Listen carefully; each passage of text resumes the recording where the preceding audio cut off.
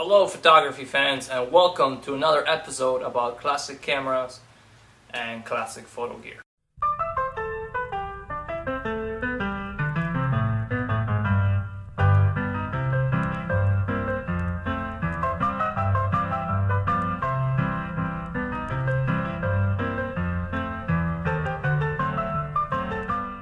Today we're going to talk about very cool cameras.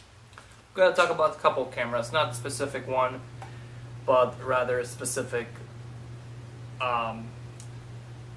models, specific type of camera. We're going to talk about box cameras, and I happen to have quite a few of those I've collected over past years. And let's get started. What are the box cameras? Box cameras are simple cameras made by different manufacturers in different years, and they're simple. They usually have one shutter speed and bulb setting. They usually take 120 film, although some of them took different sizes, 127 and even large 122, like Kodak 3A box camera. And they have fixed lenses. The lenses are usually around 80 millimeter, and they're menisculus lens, which means they're two-element lenses. They produce rather soft images around the corners, but fairly sharp images down the center. So the first camera I want to talk to you about today is the recent one I acquired. It's a Traveler 120 camera. It's made by Kodak Corporation in Chicago, so it's a local camera for me. This particular camera was built in about 1940s, 1950s. It's all metal construction. It features meniscus lens and one shutter speed, which is about 150, 135 of a second. And most box cameras share the same shutter speed. Well, let's look at it. Here up top, you have a shutter release. Seems to work great. On the side you have a little tab, and you use that for bulb setting or instantaneous setting. Instantaneous setting, bulb setting. I haven't shot with this camera yet. It's still got a load of piece of film in it and shoot with it. This one takes 120 film, so we can still take it out and shoot with it. You load your film. The way you open it is fairly simple. You lift the tab, you lift the knob up, and kind of make it come out. There you go. It comes out like that, and you load your film here. You put your fresh spool here, and then you wind it over the reels or rollers, and then you put up to this take-up reel. And it takes 6x9 images on 120 film, so it gives you 8 images. To snap it back together, you just align the pieces, and that's it. Very simple device, yet very fun to use, very useful camera. Next camera I got today is an Ansco Craftsman Boy Scout camera. Understand these cameras you can get for a few dollars. All of them I got for $2, $5, $6 each. This one is really cool camera. It's cardboard construction, covered in leatherette, some metal accents around the edges, aluminum or galvanized steel front, one shutter speed, about 1/30th, and 2 viewfinders, one for horizontal shooting, one for portrait or vertical shooting. The focus is fixed, is about, I'll say 5 to 8 feet at the closest, all the way to infinity. Meniscus lens, very cool camera from around 1950s. Bonus, on the side of it there's a sticker with a boy and his dog, and it says Rusty. So I don't know what it refers to. Either the dog is Rusty or the boy, his name is Rusty. Here I got another box camera. This one is Kodak box camera. Kodak have produced many box cameras, and I don't claim to be an expert on Kodak's cameras. There are people out there that know a lot more about Kodak's box camera than anything else.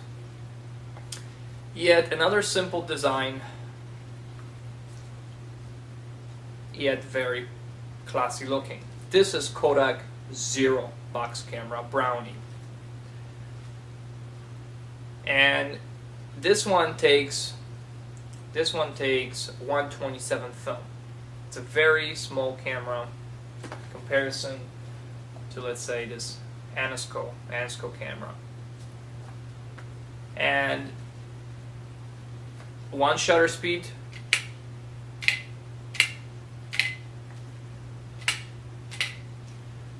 two viewfinders, one for horizontal, one for portrait, meniscus lens, fixed focus. You open the back, you release the tab here, and you pull the guts out, and you load your film. When you do that, you put it back in, you turn this thing in so that it latches, and then you close the camera. This one, interestingly, have patent dated April 14th, 03. No, not 2003, 1903. So it's from around that time. It's at least 100 years old. Next camera I have is a Jam Junior camera made by Jam Camera Company, and it was made in Newark, New Jersey. This one, well, actually, the JEM Murgot is the company, and Jam Camera is the division. They actually had a camera division, like probably most manufacturers out there that back then. Two shutter speeds, actually one shutter speed, with setting for one instantaneous and one time. Set to instantaneous. Beautiful. Classic looking winding tab. Wind the film. All metal construction. Two viewfinders. Strap missing. I got it for $3. I've shot with it already, and I'm going to share the results from some of these cameras at the end of this video. To open it, you open it up, release the tab, pull the guts out. Load the film, put it back in there, latch the tab,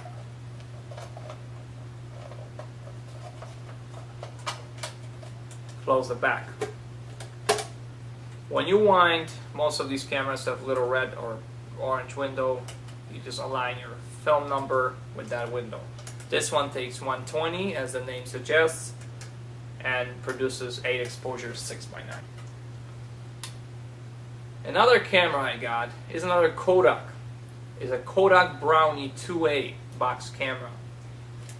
It's much larger, or slightly larger than most of the box cameras I have, because this one takes 1/16 film, which is a little bit wider than 120 film. Same principle, one shutter speed. However, is it this one? This one also has aperture setting. This one has 3 apertures. One is about 1/16 calculated, 1/22, and about 1/32. And you change those by either lifting or dropping this tab here.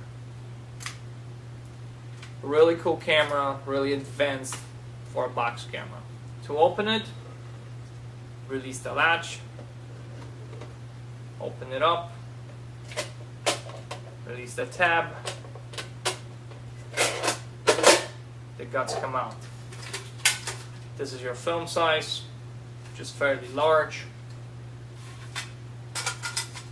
Load your film. Put your guts back in. Patent on this one, well, it doesn't say, but it's from around 1920s,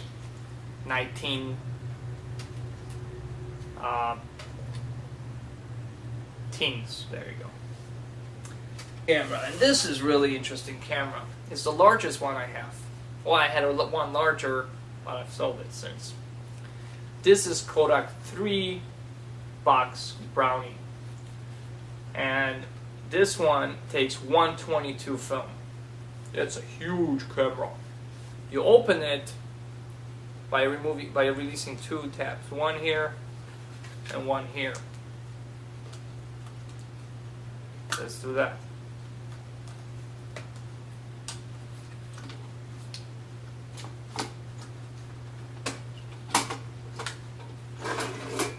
There you go. Huge piece of machinery. Patent on it, the latest patent, January 21st, 1902. So, another 100-year-old camera. Still working, still good camera.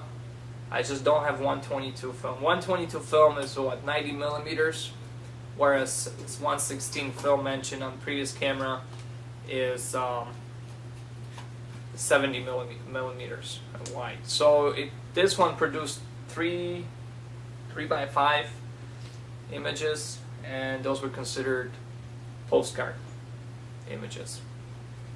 You can still get 122 film, but it's very expensive.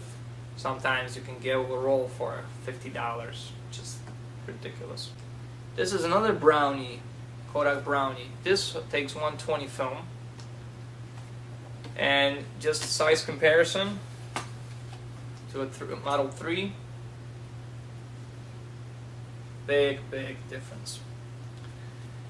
This one, again, one shutter speed, and this one has no aperture control. So it's fixed aperture, and these were around f/16. Let me open this up.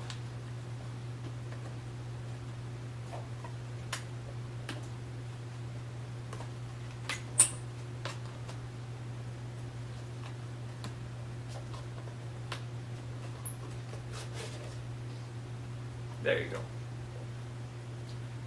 So again, this was an overview of box cameras, and I don't claim to be an expert on these, but I own a couple of them. I shot with some of them, so they're really cool cameras to use. And if you ever come across one, purchase one, load some 120 film or whatever other film you may have, and buy a camera for it.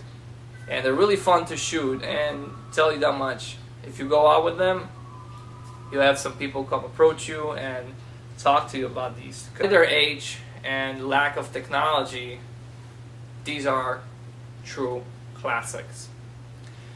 So until next time, guys, keep shooting film, and don't forget to subscribe to this channel. Raindrops are falling on my head, and just like the guy's feet are too big for his bed, nothing seems to fit. Those raindrops are falling on my head, and they keep falling.